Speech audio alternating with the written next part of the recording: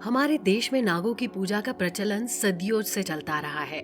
नाग नाम की एक प्राचीन जनजाति के लोगों के वंशज आज भी हमारे देश में मौजूद है। पुराणों में भी इन जात जातियों का वर्णन देखने को मिलता है। महाभारत जैसे ग्रंथों में भी आपको इच्छाधारी नाग और शेष नाग का वर्णन देखने को मिलता है। नाग वंशियों में शेष नाग को नागों का प्रथम राजा माना जाता है। आपने शेष नाग को भगवान शिव के गले में वासुकी के रूप में देखा ही होगा, इसलिए इनको भगवान शिव का भक्त और रक्षक दोनों मानते हैं। आज हम आपको जिस सच्ची घटना के बारे में बताने जा रहे हैं वो मध्य प्रदेश के उज्जैन शहर के छोटे से गांव की है, जहां पर एक शिव मंदिर स्थित है।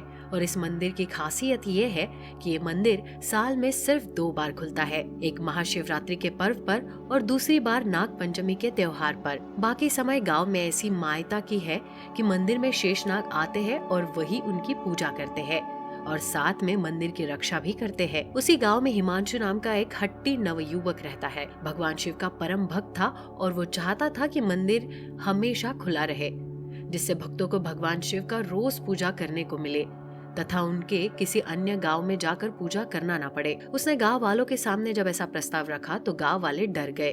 उन्होंने हिमांशु के प्रस्ताव को ठुकराते हुए कहा कि अगर किसी ने महादेव का मंदिर दोनों पर्वों से पहले खोला तो गांव में ही नहीं बल्कि पूरे शहर में प्रलय आ जाएगा। तभी हिमांशु ने गांव वालों की बात काटते हुए बीच में बोला कि आप में से किसी ने शेषनाग को देखा है?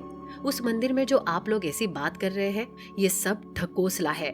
कोई पूर्वजों में नास्तिक इंसान नहीं चाहता रहा होगा कि गांव में शिव की पूजा हो, इसलिए उसने ऐसी अफवाहों को फैला दिया।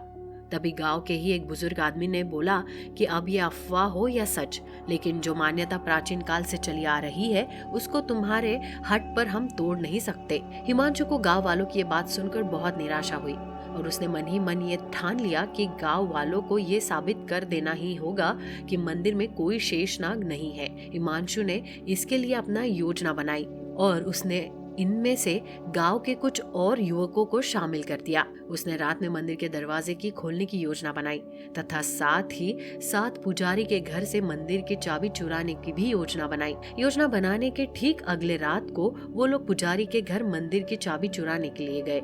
उन्होंने किसी तरह पुजारी के इस घर में घुसकर चाबियां चुराने में कामयाब रहे, लेकिन जब वो मंदिर का चाबी चुरा रहे थे तब उनको गाँव में एक आदमी ने देख लिया। वो जानता था कि आनंद चोर नहीं है, लेकिन वो हट्टी है, इसलिए हो ना हो वो पुजारी के घर मंदिर की चाबी चुराने गया होगा ताकि वो अपनी बात को सही साबित कर सके। उस आदमी ने बिना गवाए उसने तुरंत गांव वालों को इस बारे में बताया। जैसे ही गांव वालों को पता चला कि आनंद ऐसा करने वाला है, वो आग बबूला हो गए और सब लोग हाथ में लाठियां लेकर मंदिर की ओर भागे। उधर आनंद अपने दोस्तों के साथ मंदिर परिसर में पहुंच गया। अपने दोस्तों को चेतावनी देते हुए कहा कि जब मैं मंदिर का दरवाजा खोलूंगा तब तुम लोग अलग अलग छिप जाना। अगर सच में शेषनाग निकले तो उसके इस दुस्साहस के लिए उसको जिंदा नहीं छोड़ेंगे। ऐसे में तुम लोग अपनी जिंदगी बचा के भाग सकते हो। उसके दोस्तों ने उसकी बात मान ली और वो छिप गए। उधर आनंद जैसे ही मंदिर का दरवाजा खोलने को आगे बढ़ा तभी वो गांव वाले अचानक से आ गए और उन्होंने आनंद को ऐसा करने से रोक दिया और धमकी दी कि उसने अगर ऐसा करने की कोशिश भी की तो वो उसको जिंदा नहीं छोड़ेंगे। जिस पर आनंद ने उल्टा गांव वालों को धमकी देते हुए कहा कि अगर किसी ने भी एक कदम आगे बढ़ाया तो मंदिर का दरवाजा खोल देगा। गांव वाले डर गए और वे लोग जहाँ थे वहीं रुक गए। आनंद ने तभी उसने जोर से आवाज में बोला कि वो ऐसा सिर्फ इसलिए कर रहा है कि गांव का शिव मंदिर रोज खुले और यहाँ प्रतिदिन पूजा हो, जिससे गांव के लोगों को किसी और गांव में जाकर पूजा ना करना पड़े। और इतना बोलते ही उसने मंदिर का ताला खोल दिया। जैसे ही मंदिर का ताला खुला अचानक से आकाश में बिजली चमकने लगी और तेज हवाएं चलने लगी। ये देख गांव के एक बुजुर्ग ने जोर से बोला, हे मूर्ख आनंद, ये देख तेरे ताला खुलते ही कैसे मौसम का रुख बदल गया। इतना देख कर भी तू रुक जा और दरवाजा ना खोल। लेकिन आनंद ने कहा कि ऐसा कुछ भी नहीं है। सावन का महीना है तो बिजली कड़कना और हवा का चलना स्वाभाविक है। और इतना बोलकर उसने मंदिर का दरवाजा खोल दिया। और उसके बाद जो हुआ वो आनंद और गांव वालों ने सपने में भी नहीं सोचा था। आनंद ने जैसे ही मंदिर का दरवाजा खोला उसमें से एक तेज दिव्य प्रकाश निकला और इतने तेज प्रकाश से आनंद की आंखें खुल ही नहीं पा रही थी तो उसके कदम पीछे हटने लगे और वो मंदिरों की सीढ़ियों से नीचे गिर पड़ा। जब वो नीचे गिरा तभी उस दिव्य प्रकाश में से पंचमुखी नाग की परछाई दिखी, जिसे देखकर गांव वाले हाथ जोड़कर बैठ गए और माफी मांगने लगे।